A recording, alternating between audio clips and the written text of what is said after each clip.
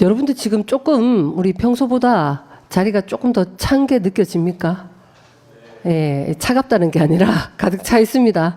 제가 말씀을 전하는데, 저도 이제 더 알아가고 싶고, 정말 어떻게 우리 교회까지 오게 됐는지 지금 알아가는 과정 중에 있는 그러한 우리 교회 식구들이 많다는 것은 하나님 주신 큰 은혜인 것 같습니다. 우리가 서로 알아가되, 하나님이 누구신가를 기준으로 해서 서로 알아가면, 그러면 정말 교회가 도래할 것이다. 이렇게 여겨집니다. 예, 제가 한 20여 분 정도 말씀을 전하겠습니다. 자세는 좀 편하게 하시고 생각은 좀 집중을 해주시면 좋겠습니다. 앞에 주보 안쪽에 보면 공과 나눔 교재가 있습니다. 주로 그 질문대로 설교가 진행이 됩니다. 시간이 되시는 분은 미리 공과를 한번 읽어보시면 조금 더 설교를 적극적으로 듣는데 도움이 된다고 여겨집니다. 자, 예수님께서 지금 제자들에게 기도에 대해서 가르치셨습니다. 지난 주일에 이어서 오늘도 이 본문을 이어가도록 하겠습니다. 그런데 참고하시면 좋을 것이, 원래 예수님은 선지자나 혹은 이 바리새인들처럼 기도에 대해서 많이 가르치지를 않으셨습니다. 그것은 이유가 있습니다. 예수님이 제자들에게 뭐 기도 학교 또는 기도 교실 뭐 이런 거를 딱 개강을 해서 응답받는 기도의 비결, 자, 이런 거를 가르치지 않으셨습니다. 그 이유는 기도를 예수님이 소홀하게 생각하신 게 아닙니다. 기도는 마치 영혼에 있어서는 호흡과도 같은 것입니다. 우리가 숨 쉰다 이렇게 표현하죠. 숨을 쉴 때는 늘 두 가지가 연이어서 병행이 되어야 됩니다. 뭐 아시는 것처럼 들이켜야 돼요. 들숨이 있고, 그 다음에 들숨만 계속 있다. 호흡 인 아니죠? 그 다음에 날숨이 있습니다. 이런 것처럼 하나님이 누구신지에 대해서 말씀을 듣고, 그리고 그 반응에 대해서 나의 어찌 보면 고백, 그리고 나의 간구, 나의 소망, 이런 게 날숨과 같이, 그러니까 들숨 먼저 들이키고 그 다음에 날숨이 있어야 됩니다. 자, 그런데 만약에 사람이 육신적으로도 건강하다, 아주 지금 정상적이고 내 몸이 건강하다, 그러면 누가 옆에서 호흡해라, 숨 쉬세요, 숨 쉬세요, 뭐 또는 호흡 학교, 숨 쉬는 교실, 뭐 이런 거를 안 해도 저절로 숨 쉽니다. 건강하면. 심지어 잘 때도 내가 자는 동안 숨을 안 쉬면 어떡하지? 아닙니다. 쉬지 않고 숨 쉽니다. 자는 동안에도 저절로 숨 쉽니다. 이 건강하기 때문이에요. 자, 그런데 지금 몸에 문제가 생기면 이게 호흡이 힘들어집니다. 저도 이 환절기 때문에 늘 이게 만성적으로 호흡기 질환이 있습니다. 최근에 호흡기 내과를 좀 다녀왔습니다. 자, 이거는 몸에 문제가 있기 때문에 숨이 제대로 안 쉬어진다는 거예요. 제가 여러분께 드리는 말씀은 신앙 이야기입니다. 우리 건강 이야기보다 내 속사람 이야기. 나의 속에 있는 자아가, 즉 내 심령이 만약에 몸은 건강하더라도 내 속이 병들어 있다. 그러면 제대로 호흡을 못 한다는 거예요. 제대로 된 기도가 어렵다는 겁니다. 오히려 건강하지 않고 내 속에 병이 부르는 거, 병이 당기는 거, 병이 끌리는 것을 마치 내 진짜 그 바람인 줄 알고 내가 그것을 바라고 기도하고 있다는 겁니다. 자, 그런 것들에 대해서 예수님 당시에 대표적인 병든 간구가 뭐였냐면, 무엇을 입을까, 먹을까, 마실까, 즉 이방인의 기도. 그렇죠? 이 이방인의 기도의 특징은 중언부언한다는 겁니다. 같은 얘기를 계속 반복한다는 거예요. 저는 중언부언에 대해서 이야기를 하면 제가 어릴 때 기억이 납니다. 제가 아마 고등학생 정도 시절에 주말에 친구네 집에 가서 잠을 한번 잔 적이 있어요. 그런데 그 방에 친구 언니랑 친구가 방을 같이 쓰고 있었어요. 저도 그 방에서 같이 잠을 자는데 아주 이른 새벽에 어떤 소리에 의해서 제가 잠을 깼습니다. 그런데 깜짝 놀랐어요. 제 친구 언니가 조그만한 요런 뭐 문패 같은 거 그런 거를 딱 앞에 두고 그리고 물을 한 사발을 아주 정갈하게 떠놓고 계속 중얼중얼 하더라고요. 그래서 처음에는 너무 놀라서 뭔 소리를 하는가 했더니 남녀호랭갱교 이거를 너무너무 빠르고 반복적으로 한 10,000번 이상 하는 것 같아요. 와, 그래서 진짜 내가 알던 언니가 맞는가? 내 절친한 친구의 익숙한 언니가 아니라 딴 사람 같았습니다. 그렇게 막 기도를 하길래 나중에 무서운 생각이 좀 들고 그래서 나중에 친구한테 얘기를 했더니 자기 언니 그런다는 거예요. 이상한 데 빠졌다고. 아마 남녀 호랭갱교 여기에 그 새벽마다 그렇게 깨끗한 물을 떠놓고 남녀 호랭갱교를 중원부원 진짜 끊임없이 반복합니다. 그런데 몇 년 후 제가 대학생이 되니까 제 친구의 언니가 와 놀라운 일이 일어났습니다. 저를 부르더니 용돈을 두둑하게 주고 너도 나와 같이 살아라 뭐 이렇게 그리고 친구하고 한번 찾아오라는 거예요. 제 친구 가기 싫어하는데 오라는 간청에 의해서 갔더니 그 지역에 뭐 인벤션 센터 뭐 이런데 아주 큰 곳에 천정도 아주 높은 그런 곳에 갔는데 벽에 사람들 얼굴이 액자로 막 걸려 있는데 뒤로 갈수록 점점 사람 얼굴이 커지더라고요. 나중에는 진짜 이 뒷면에 한 4분의 1 정도 되는 액자에 제 친구 언니 얼굴이 증명사진으로 그렇게 있고 그리고 블루 다이아몬드 무슨 님이라고 그러니까 다단계 회사에 갔는데 와, 그 위에서 엄청 승진을 했는 것 같아요. 그리고 차도 막 외제차를 타고 늘 용돈을 주니까 제 친구가 요즘 언니 같지 않고 언니 보는데 90도 인사가 절로 나온다고 얘기를 하는데 그런데 그 언니가 중원부원을 늘 했거든요. 그랬더니 어쨌든 대박이 나서 그렇게 돈을 많이 쓰고 진짜 그 당시에 큰 외제차를 타고 그랬는데 놀라운 것은 수시로 사라졌다가 또 나타났다가 그러니까 뭐가 안 되면 쫓기듯이 가족들도 연락이 안 되고 그리고 좀 지나면 또 다른 어떤 사업으로 정말 변신을 해서 국회의원과 함께 나타나기도 하고 그러다가 좀 잠시 후에는 또 사라져요. 가족들도 모른대요. 그렇게 사는 거를 제가 한번 기억이 납니다. 이 이방인의 중원 부원에 대해서 저는 생각할수록 그 언니 모습이 오버랩이 되면서 제 생각도 나더라고요. 나는 과연 그 기도로부터 아주 자유한가? 또 당시에 예수님이 비판하셨던 외식하는 자의 기도가 있습니다. 이 기도의 특징은 한마디로 보여주기예요. 보여주기. 사람들에게 잘 보여서 내가 인정받고 또 자랑하기 위해서. 그래서 뭘 하더라도 일단 사람 많은 데서 하는 거예요. 구제 활동도 거기에서 하고 기도도 사람들 보이는 곳에 그렇게 열렬하게 기도를 하는 이게 바로 이방인의 기도 이어서 외식하는 자의 기도의 특징입니다. 외식. 저도 여기에 대해서 자유하지 않더라고요. 제가 곰곰하게 생각을 해보니까 제가 신학생이 된 다음에 제 마음에 한 가지 다짐이 있었습니다. 적어도 내가 이제 부름받아 나선 이 몸 신학생이 되었는데 새벽 예배를 좀 드려봐야 되겠다. 저도 밤에 잠이 좀 잘 안 오고 새벽은 일어나기가 힘들거든요. 그래도 내가 신학생으로서 이 정도의 정성은 보여야 되겠다. 자, 그래서 제가 새벽 예배를 갔습니다. 그런데 처음부터 목적이 진정한 건강한 호흡, 하나님의 말씀을 듣고 그 말씀에 따른 반응을 하는 게 아니라 내 목적이 있는 거예요. 사람들에게 보여주기 위해서. 그런데 그 기도에 응답을 받았습니다. 제가 새벽 예배를 가니까 새벽 예배에 오신 집사님들이 그때는 제가 청년이니까 신이 새벽 예배도 왔구나. 야, 신학생 되더니 정말 훌륭하다. 역시 착하다.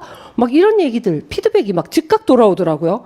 자, 그랬더니 제 마음이 교회에서 별로 칭찬을 많이 못 받아봤는데 야, 인정받아 그 맛이 좋더라고요. 그래서 더 인정받아 봐야 되겠다. 그런 생각이 들어서 이제는 새벽 예배뿐만 아니라 새벽 예배 끝나고 나면 개별적으로 기도를 좀 더 합니다. 내가 제일 오래 앉아서 기도를 해야 되겠다. 그런 마음이 들었습니다. 기도를 하는데 이제 담임 목사님도 다 가시고 교역자도 가시고 자, 이쯤 하면 됐을까? 눈 뜰 때마다 끝까지 앉아 계시는 권사님 계시더라고요. 어느새 내 기도가 주여 저 권사님 집에 가게 해주옵소서. 다리가 너무 저리고 괴롭더라고요. 그렇지만 한번 결단을 했는데 내가 그래도 신학생으로서 권사님 연세도 있으시고 내가 저분보다는 좀 더 기도의 재단을 지키고 쌓아야 되겠다.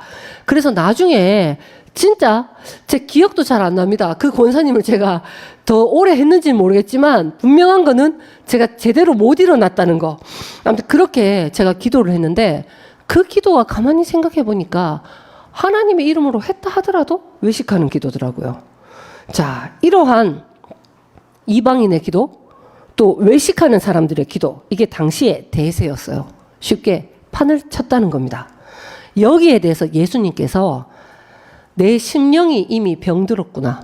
기도를 얼마나 오래 할 것인가, 정성 들여 할 것인가, 형식을 제대로 갖출 것인가 보다 이미 내가 병든 사람이라면, 그래서 내가 하는 모든 기도는 하나님이 응답해 주실 수가 없었겠구나.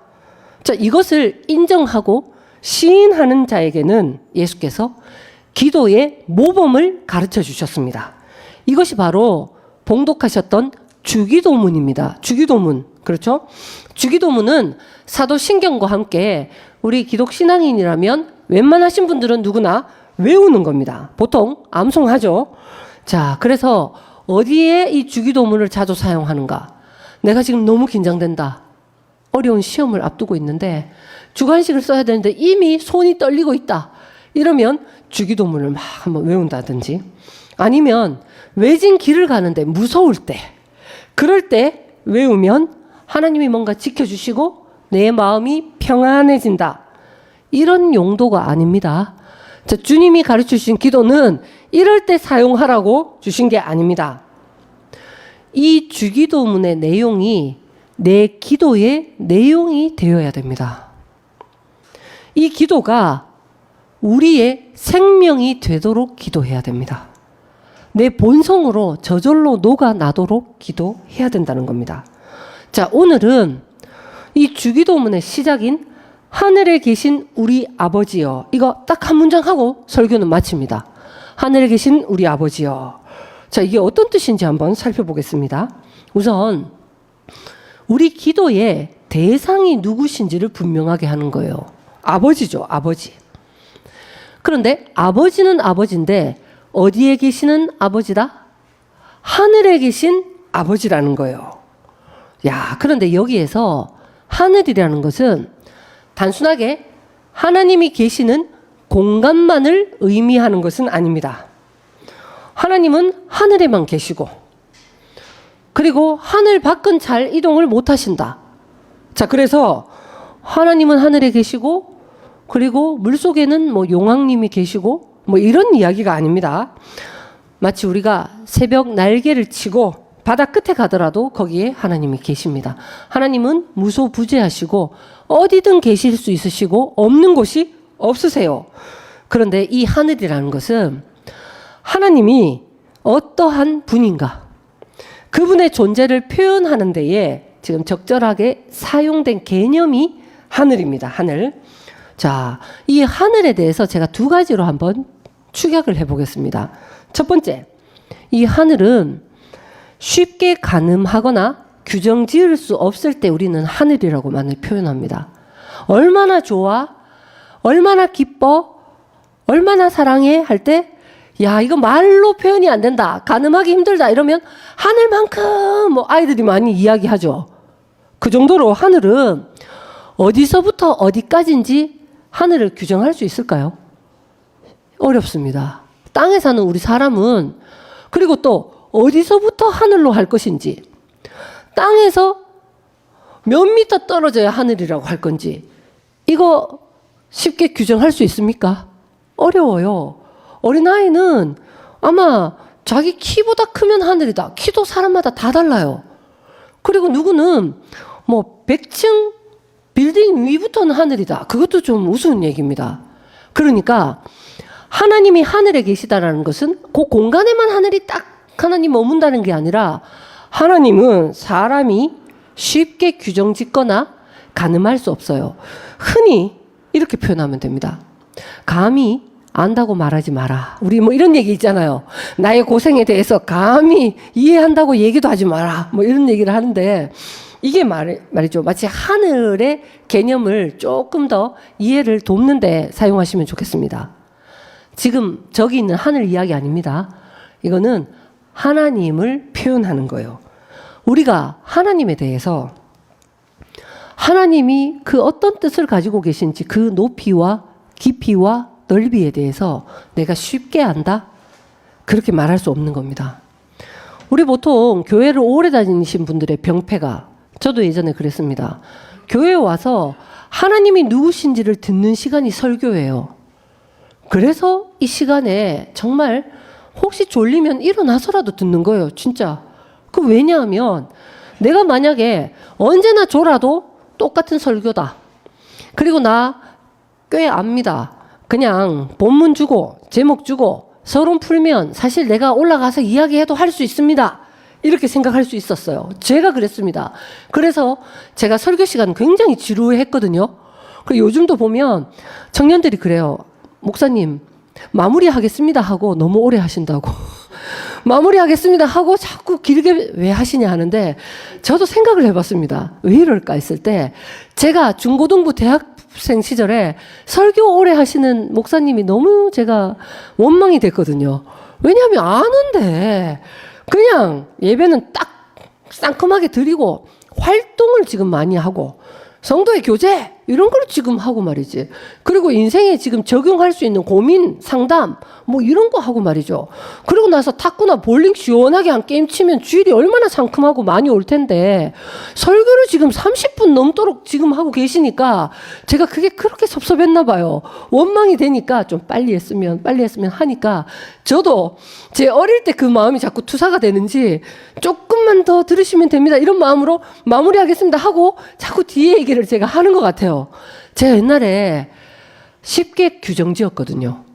저도 모태신자고 그래도 주일 성수 빠지지 않으려고 애를 썼고 그러니까 안다. 하나님 안다.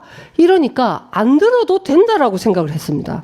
그런데 그게 바로 하늘을 쉽게 뭐 여기서부터 하늘이야. 하늘은 이래. 이렇게 규정하는 것처럼 내가 하나님에 대해서 그런 마음을 가져서는 안 된다. 왜? 하나님은 하늘에 계시니까. 하늘에 대해서 제가 두 번째로 한번 축약을 해보겠습니다. 하늘은 절대적인 영역이다. 절대적인 어떤 공간과 개념을 표현하고 있다. 절대적이라는 것은 반대말이 뭐 상대적, 뭐 타협도 되고 절충도 되고 뭐 이런 거죠. 근데 절대적이라는 것은 명령이에요. 내가 들어도 되고 안 들어도 되는 게 아니라 그걸 안 들으면 나는 없다는 거예요. 이게 절대적인 겁니다. 하나님이 하늘에 계신다는 거는 마치 우리가 발을 딛고 사는 곳은 땅이죠. 땅은 그런 얘기를 하더라고요. 땅은 하늘에 의해서 결정이 된다. 자, 이 말은 우리가 살고 있는 땅은 알고 보면 땅에서 뭘 막 이렇게 해서 하늘이 뭐 타협도 되고 수용도 되는 게 아니라 어떤 하늘이냐에 따라서 절대적으로 영향을 받아서 하늘의 것을 다 받을 수밖에 없는 게 땅의 입장입니다. 자, 땅이 어떤 하늘을 만나느냐에 따라서 땅의 상태가 전혀 달라져요. 그 땅의 기후, 어떤 계절, 그리고 토질 다 하늘의 영향을 받습니다. 이거는 하늘과 땅의 관계가 절대적인 관계이기 때문이에요. 만약에 하늘이 늘 더운 바람을 계속 일으키는 그런 하늘이다. 그러면 땅이 저절로 여름을 맞이하는 거예요. 만약에 하늘이 건조한 바람이 늘 분다. 그 하늘을 만난 땅은 사막이 될 수밖에 없습니다. 이것도 또한 하늘에 계신 우리 아버지 할 때 하나님과 사람의 관계가 그러하다는 거예요.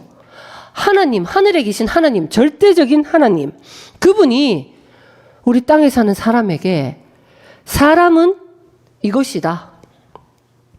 사람은 인생이다. 인생에는 천사처럼 사는 것이 담긴다든지 짐승처럼 사는 것이 내용으로 담겨서는 안 되고 사람에게는 참 사람다움이 있어야 된다. 그 참 사람다움은 예수 그리스도께서 보여주셨다. 이건 하나님의 명령이고 선언이고 절대적인 부분이에요. 자, 그런데 거기에 내가 늘 왜 그럴 건데요? 뭐 내지는 나는 싫은데요? 아니면 부분적으로 하겠다. 이런 거는 이미 하늘에 계신 아버지를 내가 모르기 때문이에요. 자, 예를 들어서 마치 포도나무가 있다. 우리 나무 중에도 포도나무가 있다. 그런데 만약에 포도나무 본인이, 포도나무 자신이 늘 불만이 뭐냐면 나는 왜 이렇게 가지가 약할까? 포도송이는 마음에 들어. 그런데 이 가지가 나는 너무 마음에 안 들어. 난 내 포도나무 가지가 이렇게 연약해서 늘 휘어지고 지지목을 대어주지 않으면 땅에 기듯이 가다가 메말라 죽을 수밖에 없는 나, 이게 너무 나는 싫어. 자, 그렇게 해서 늘 연습하고 각오를 다지고 결단해서 나는 대나무처럼 내 쪽같이 살 거야. 막 이렇게 포도나무가 계속 우긴다. 지금 내가 그거를 타협의 대상으로 본다. 자, 그렇게 되면 나무가 결국 말라 죽어요.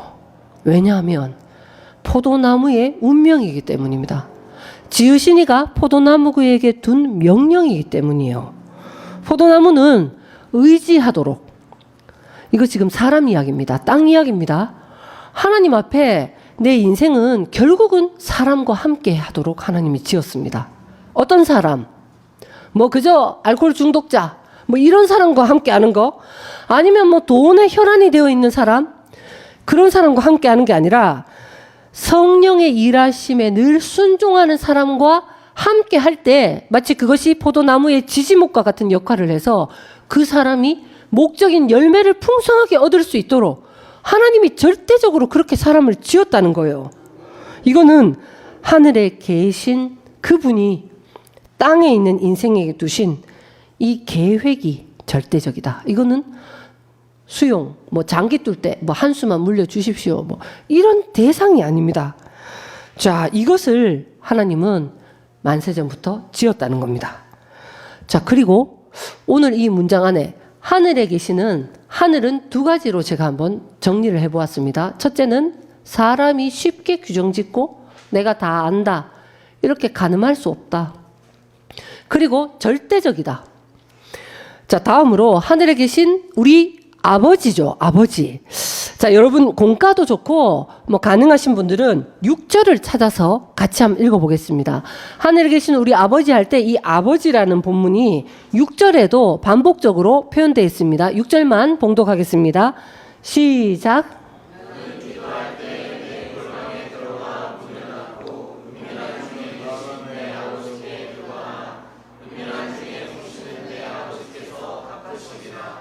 아멘.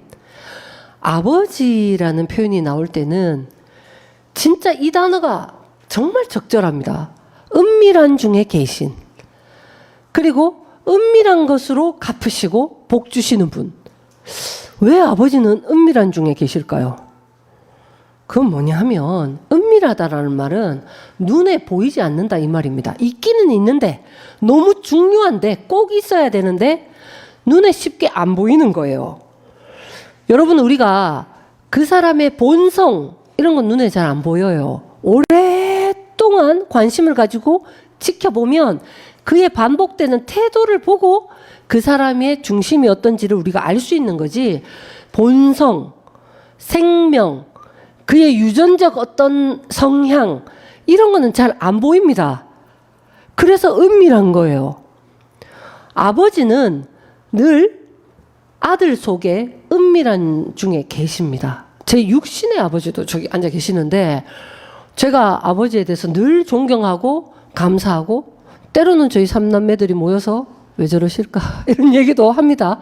그런데 왜 저럴까 했던 게 어느 날 보면 저희 삼남매 안에 너무 있더라고요. 왜냐하면 아버지는 은밀한 중에 계십니다. 육신 안에서도 그래요. 우리 그냥 육체 안에서도 가만히 보면 우리가 한 사람 한 사람, 우리 일청년부 뭐 우리 뭐 집사님들 보십시오. 그분의 어떠한 거는 엄마 아버지 아니면 아버지예요. 유전자 안에 다 있습니다. 그게 거의 90% 이상이에요. 이거를 내가 어떤 학습과 환경 안에서 부단히 개선하고 노력하면 조금의 여지가 있어요. 왜 저럴까 하는데 보면 가만히 보면 내 안에 있어요. 그게 거의 맞을 겁니다. 좋아하든 싫어하든 안에 있어요. 왜? 은밀한 중에 계시기 때문에. 자, 지금 하나님 이야기입니다. 하나님을 대해서 우리가 하나님의 그 사람 지은 절대적인 뜻, 이제 마무리합니다. 설교를. 하늘에 계신 우리 아버지에 대해서 기도할 때 지금 내가 이방인의 기도, 중언부언하고 또 외식하는 내가 보이고 내 만족을 위해서 하는 기도, 그게 아니라 하나님이 정해놓은 뜻, 타협할 수 없는 만세전에 인생에 두신 유일한 계획, 이건 뭐냐면 우리가 하나님을 표현하는 겁니다. 유일해요. 그냥 잘 먹고 잘 살고 따뜻한 가정을 이루고 뭐 이런 거는 진짜 좋은 덕목들입니다. 이웃에게 봉사하고 어찌 보면 목회자로서 뭐 교회를 잘 돌보고 이것도 덕목이에요. 저의 유일한 삶의 이유와 하나님이 우리 모두를 지은 동일한 인생의 궁극적인 목적 한 가지는 내게서 하나님의 뜻이 표현되는 거예요. 이걸 다른 말로 하면 하나님께 영광 돌리는 겁니다. 영광이라는 말은 나타나다, 표현되다 이런 뜻이에요. 자, 그런데 내가 결단과 신념으로 행동으로 뭘 맞춰내려면 외식하는 게 됩니다. 하나님이 이걸 기뻐하시지. 친절하게 웃어주고 넉넉하게 베풀어주고 열심을 다하고 이거를 결단으로 정말 나도 하기 싫은데 왜 저 사람은 안 하는데 난 해야 될까? 억울한 마음이 있으면서 최선을 다해서 해가면 이게 보여주기식 외식하는 기도가 돼요. 동시에 하나님의 마음을 표현하되 봉사도 하고 하나님께 뭐 영광 돌리기 위해서 내가 뭐 착하게 살고 뭐 성실하게 살고 이거를 열심히 해서 그 결과 내 가정이 잘 되고 내 자식이 잘 먹고 잘 사는 이걸 위해서 열심히 하면 이게 이방인의 기도가 된다니까요. 그러니까 지금 은밀한 중에 계신 아버지께 기도해야 될 이유는 뭐냐면 하나님의 형상을 표현하되 하나님의 뜻이 어디 있는지를 우리가 여러 가지를 통해서 표현하되 내 본성이 하나님과 일치하고 내 생명이 마치 아버지의 유전자가 내 안에 있으면 나중에 고스란히 드러날 수밖에 없도록 저절로 나타날 수밖에 없도록 그게 안 되면 내가 답답하고 그게 되면 다른 보상을 기대하지 않는 내 생명으로 호흡하고 살아가는 이런 사람이 되도록 기도하는 게 은밀한 중에 있는 아버지께 하는 기도예요. 내가 복을 받되 이 사건이 해결되고 그냥 저 문제가 해결되고 돈이 좀 많아져서 하나님께도 영광 돌리고 정말 교회 헌금도 뭐 쫀쫀하게 하지 않고 막 시원하게 뭐 마목사님 몇 억 뭐 이런 거 막 던지고 하십시오. 말리진 않겠습니다. 그런데 정말 두려운 게 뭔지 아십니까? 그렇게 헌금하고 제가 여러분이 원하는 대로 안 해주면 그 원망을 받을 게 두렵기 때문에 하지 마십시오. 저 그렇게 어렵지 않습니다. 우리 교회 잘 돌아갑니다. 그래서 교육을 위해서 아마 오늘 이상현 전사님도 절기 헌금이 있다 이런 거예요. 진짜 그게 나의 공로가 되고 그렇게 하려고 제가 말씀도 못 듣고 호흡도 못 하는데 내가 뭐 일선에 매달리고 그리고 내 자녀를 잘 키워서 하나님께 영광 뭐 올림피아드 나가고 이런 걸 위해서 지금 뭘 하면 하나님도 부담스러워 하십니다. 그런 거 안 바래요. 진짜 이거는 제 말을 믿으셔도 좋습니다. 믿으세요. 하나님 거기에 관심 없습니다. 이러면 수능 기도회를 절에 가서 하실 분들은 그래도 절에 가지 마시고 오셔서 말씀 들으셔야 신앙이 자랍니다. 초신자는 그럴 수 있어요.